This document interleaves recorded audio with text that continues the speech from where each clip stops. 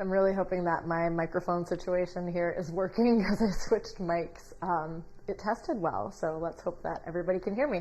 If not, I'm going to reshoot this afterward. So I was very uninspired to make a video today, which is so unlike me. As I like to say, Mercury is in lemonade. There's a full moon tomorrow, right? So there's a lot going on in the universe. It's got me discombobulated. But one place I love to go for inspiration is the National Association of Realtors' recent lawsuits. My broker loves that I do this because it keeps me out of them. But I like to look at them just to see, what people are getting sued for. And then I kind of like to skirt the lines of what's legal. So it gives me inspiration. Anyway, so I was reading about a recent case where somebody, I think it said Minnesota, they bought a house and then they sued the brokerage because they have a service dog and the broker never disclosed that they couldn't have a fence of a certain height in that zone. And that reminded me of a planning board meeting that I just watched last week where somebody got up during a public hearing, I think, and said, my real estate agent never told me that they could build behind my house. And that brings us to not in my backyard.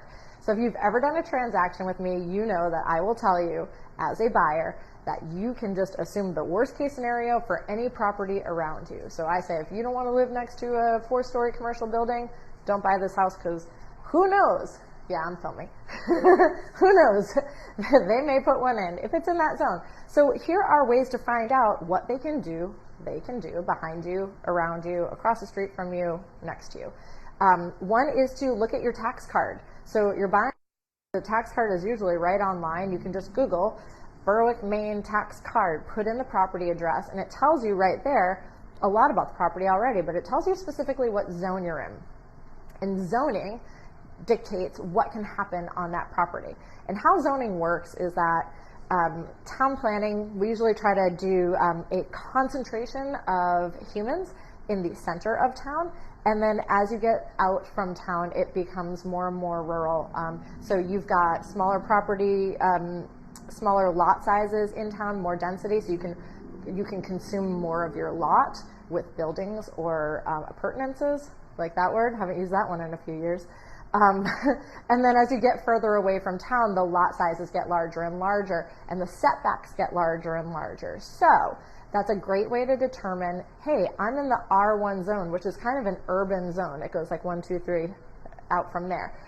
It's very likely that somebody could build a building 3 feet from our property line or whatever. But I always say, assume the worst, and if there's something that's really important to you, like you don't ever want to see your neighbors, do your due diligence, have your agent do their due diligence. It's really easy to find this information if you know where to look, and that's the important thing. If you've got questions about zoning, if you've got questions about what you can do with your property, send me a message. I'm available right here on the message button on Facebook, or if you're watching this on YouTube, all of my information is below. Have a great day.